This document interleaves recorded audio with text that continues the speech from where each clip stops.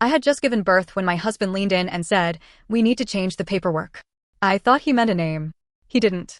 "He can't be listed as our son," he whispered. My chest tightened. Then his mother smiled and said, "This keeps everything clean." That's when I realized. I was still in the hospital bed at the University of Utah hospital, my body heavy, my head foggy, my hands barely steady.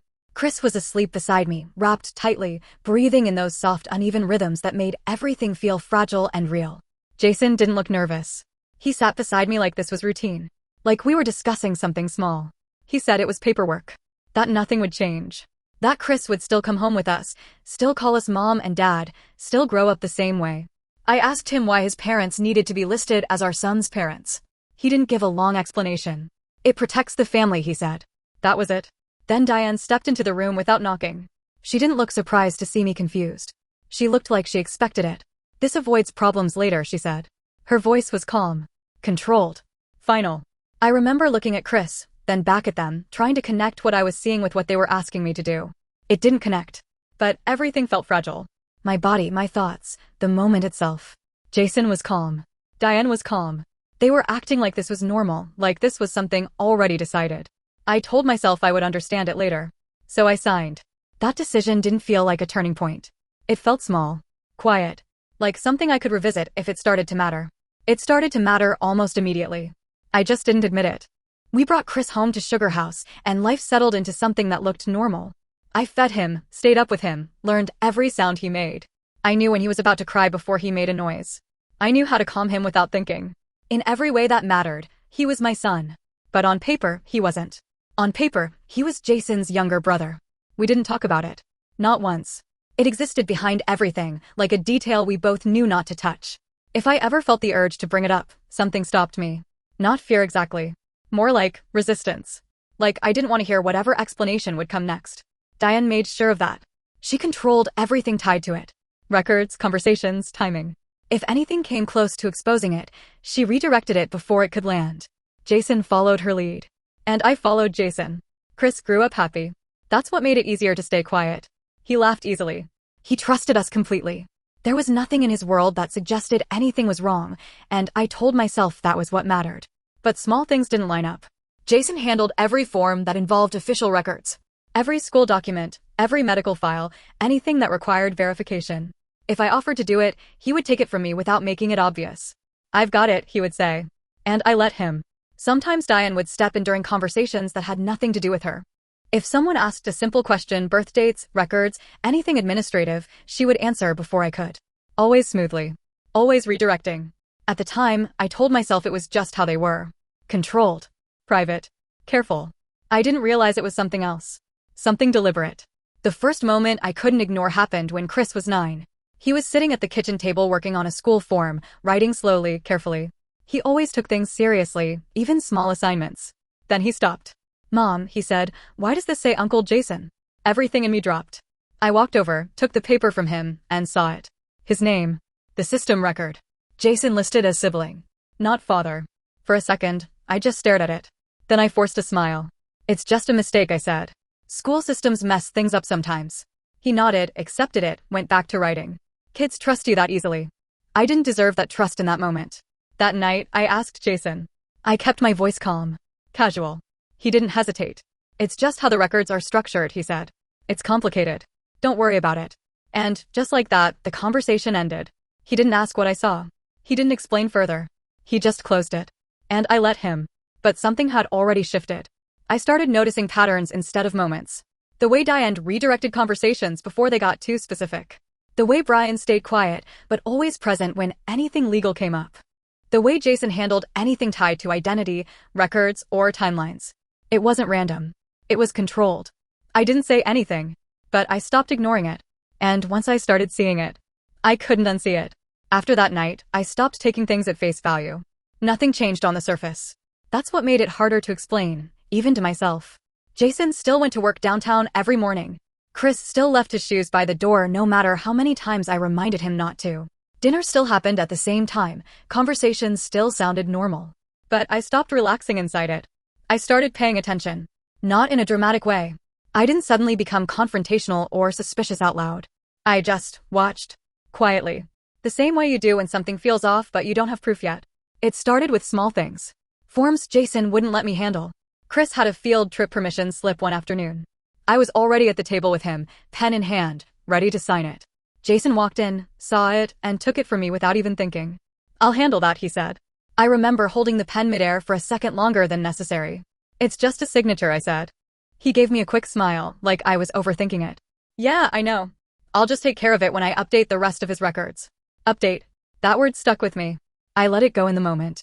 I always did. But I started remembering every time something like that happened. It wasn't occasional. It was consistent. Medical forms. School paperwork. Anything official. Anything that connected Chris to a system outside our house. Jason handled all of it. And if he didn't, Diane did. I noticed it more clearly after that.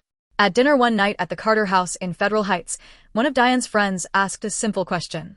It was the kind of question people ask without thinking. "How old was Chris when you had him?" she said, smiling at me. I opened my mouth to answer. Diane answered first. "Oh, you know how these things are," she said smoothly. "Records can get messy, especially with family structures like ours." She laughed lightly, like it was a harmless joke.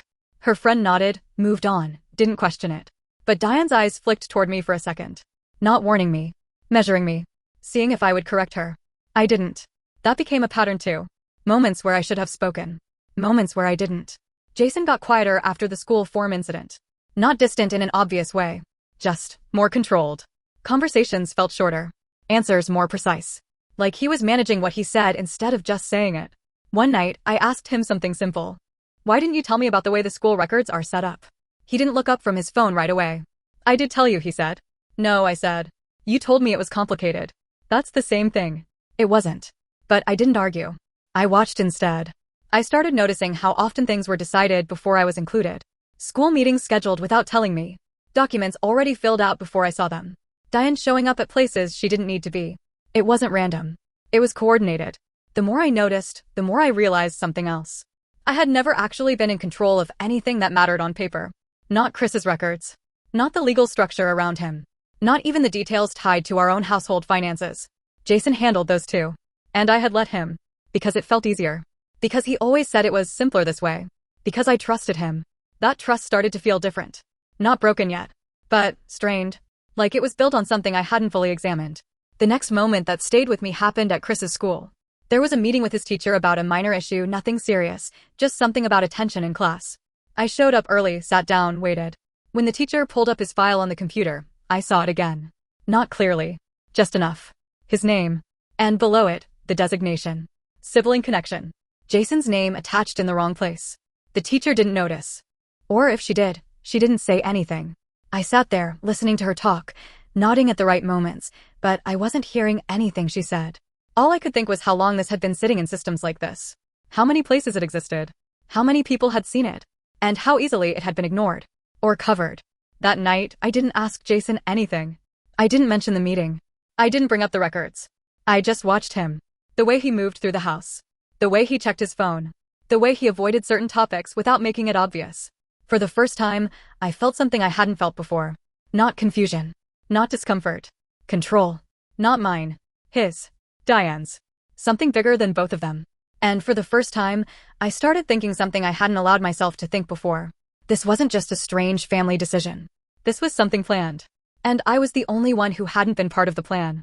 Brian's health started to decline in a way that didn't feel sudden, but didn't feel normal either. It wasn't just age. It was urgency.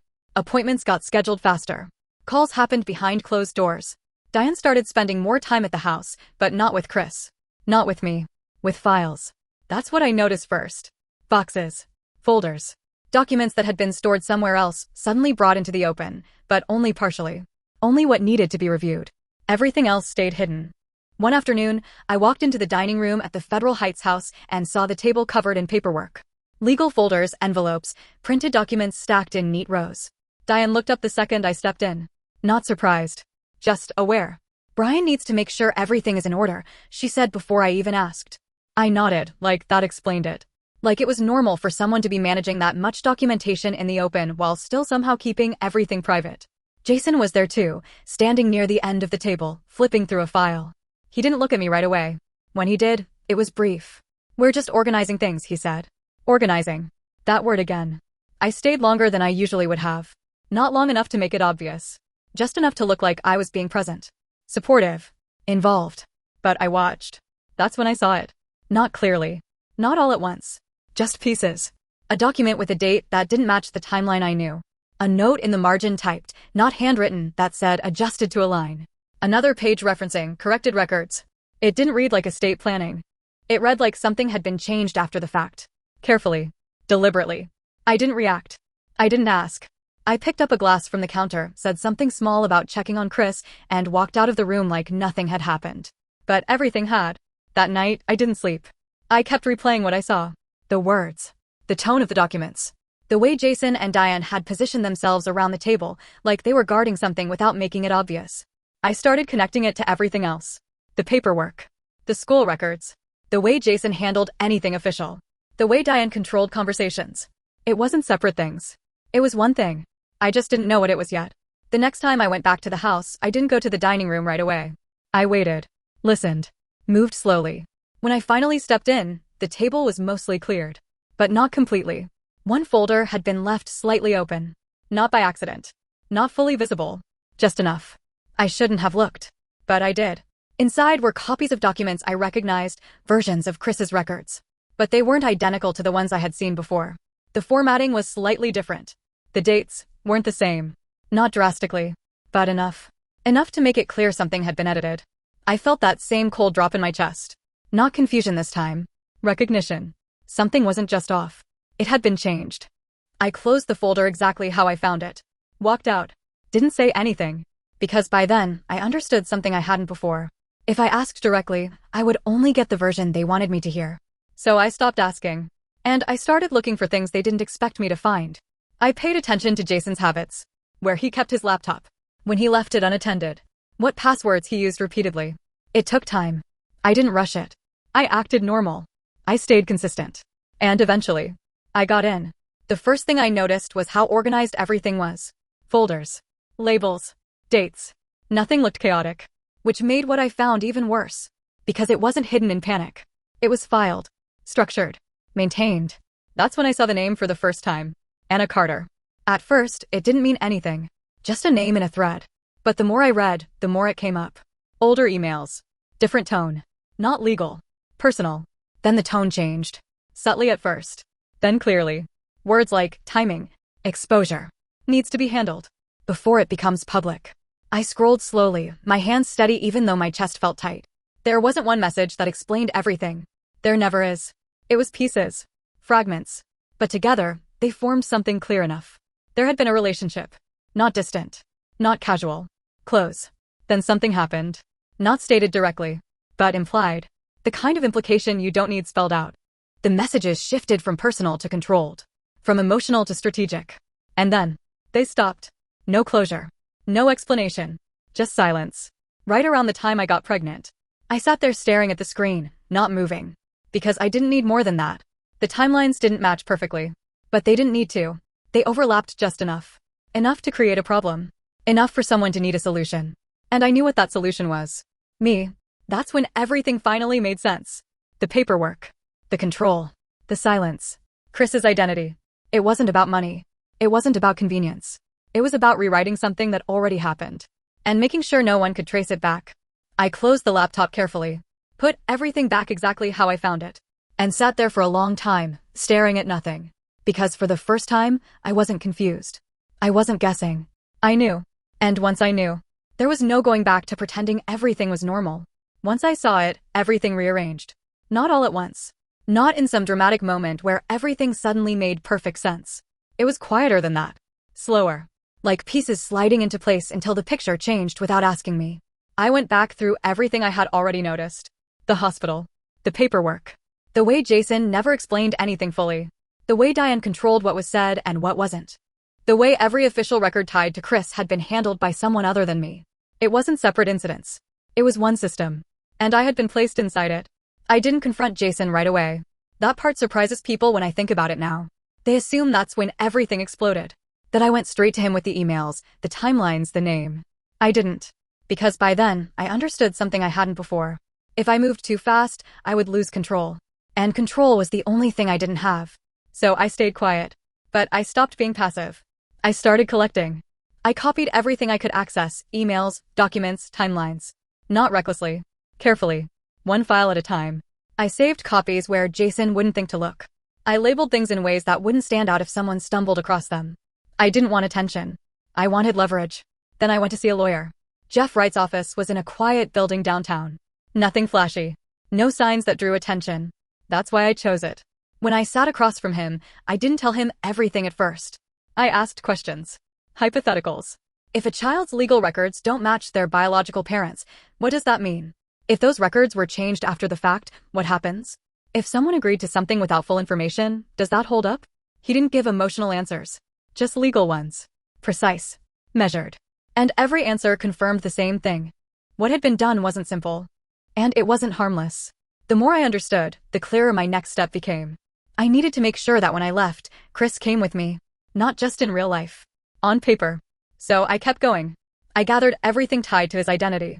I built a timeline quietly, carefully of what had happened, when it happened, and how it had been adjusted afterward. And then I found the part that made everything worse. It wasn't in one document. It was in the gaps between them. The timeline around Anna Carter didn't just overlap with mine. It created a window. A space where something had happened that needed to be hidden. The language in the emails made that clear without saying it directly. Handled. Resolved. Aligned. Words that don't belong in personal conversations unless something went wrong. Something serious. Something that couldn't be allowed to surface. And right after that, I was pregnant. And Chris's identity was rewritten. I sat with that realization longer than I expected to, because it changed something I hadn't fully faced yet. This wasn't just about Jason hiding something from me. This was about his entire family making a decision. A coordinated decision. To replace one version of reality with another. And I had been the person they used to make that version believable. I wasn't random. I wasn't just his wife. I was chosen because I fit. Stable. Predictable. Trusting. Someone who would hesitate, but not push hard enough to break things. That part stayed with me. Not as anger at first. As something else. Clarity. Once I accepted that, everything became simpler. I didn't need more proof of what happened before me. I needed to secure what existed now. Chris. That was it. I didn't care about exposing the past publicly. I didn't care about dragging everything into the open. I cared about making sure no one could take him from me. So I finished what I started. I organized everything into something that made sense legally. Not emotionally. Not morally. Legally. Because that's what Jason and Diane understood. That's what they respected. When I finally confronted Jason, I didn't plan a speech. I didn't rehearse anything. I just placed the documents in front of him on the dining table. Copies. Organized. Clear. And I waited. He looked at them. Not quickly. Not slowly. Just steadily. Then he looked at me. There was no panic. No denial. No attempt to explain it away. It was handled, he said. That was the first thing he said. Not, you're wrong. Not, this isn't what it looks like. Just that. It's over. It doesn't affect us now. Us. That word landed harder than anything else. Like I had been part of it. Like I had agreed to it. Like I had known. I asked him one question. Was I ever supposed to know? He didn't answer. He looked at the papers again, then back at me. You and Chris have a good life, he said. That's what matters. That was it. No apology. No explanation. Just justification. And in that moment, something in me settled. Not relief. Not peace. Just certainty. There was nothing left to fix. No version of this where he told me the truth and it made it better. No version where his family admitted anything. This was always going to end one way. Quietly. Controlled. Exactly the way they preferred. Just not in the way they expected. I stood up, gathered my copies, and walked out of the room. And for the first time since the hospital, I wasn't confused anymore. After that conversation, everything moved faster. Not loudly. Not dramatically. Just decisively. I didn't argue with Jason again. There was nothing left to say that would change anything. He had already told me everything I needed to know in the way he chose not to explain it. It was handled. That was his version of closure. So I created my own. I filed quietly. Jeff guided me through everything step by step. Custody, legal correction of records, documentation of discrepancies. Every piece of evidence I had gathered became useful in a way I hadn't fully understood when I started collecting it. Not emotional leverage. Legal leverage. That's what mattered. Jason didn't fight it the way I expected. There were no threats. No aggressive responses. No attempt to turn things against me. He just complied. That should have felt like a win. It didn't. It felt like confirmation. Like he already knew there was no version of this where he could argue without exposing something bigger. Diane handled it differently. She didn't contact me directly at first. Everything went through lawyers. Structured. Controlled. Exactly the way she operated. Then one afternoon, she showed up at the house. Unannounced. I opened the door and saw her standing there, perfectly composed as always. "I'd like to talk," she said. Not a request. A statement. I stepped aside and let her in. We sat in the living room, and for a few seconds, neither of us spoke. She looked around the house like she was taking inventory of something she no longer owned. Then she looked at me. "You're making this more complicated than it needs to be," she said. I didn't respond. She continued. "What was done for a reason. Everything was resolved. Everyone moved forward. Everyone." I almost laughed at that. I said, "You mean you moved forward?" Her expression didn't change. "You benefited from it as well," she said. That word hit differently. Benefited. Like my life had been improved by being placed inside something I didn't agree to. "I raised my son," I said. "That's not a benefit. That's what I was supposed to do." "You were given stability," she replied. "No," I said. "I was given a version of the truth that made things easier for you." That was the first time her expression shifted. Slightly. Not anger. Not even frustration. Just acknowledgement. Like I had finally said something accurate. She leaned back slightly. "You're not wrong," she said. That was the closest thing to honesty I had ever heard from her. "But exposing this doesn't help anyone," she continued. "It creates problems that don't need to exist." That's when I understood her completely. This was never about right or wrong. It was about control. And control meant deciding which problems were allowed to exist. I said, "I'm not exposing anything." She paused. "I'm correcting it." That was the first moment I saw something like calculation in her eyes. She was adjusting. Reframing. Trying to find a version of this where she still had influence. "You'll still need cooperation," she said. I nodded. "I know." We sat there in silence for a moment. Then she stood. "Do what you need to do," she said. "Just understand that not everything needs to be uncovered." That was her final offer. Control, in exchange for silence. I didn't take it. After she left, things moved quickly. The legal process unfolded without resistance. Documents were amended. Records corrected.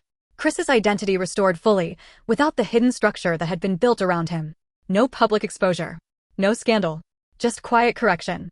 Exactly how they would have preferred it if they had been the ones controlling it. Jason saw Chris regularly, but it changed. Not in schedule. In presence. There was distance now. Not physical. Something else. Something that sat between them, unspoken and permanent. Chris didn't understand it fully, but he felt it. Kids always do. As for me, I expected to feel relief. I didn't.